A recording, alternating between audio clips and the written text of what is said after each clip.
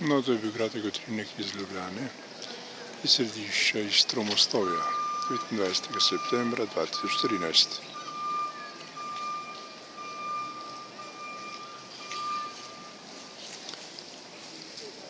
In še pogled na Plečnikove arkade, znameniti del slovenske prestolnice.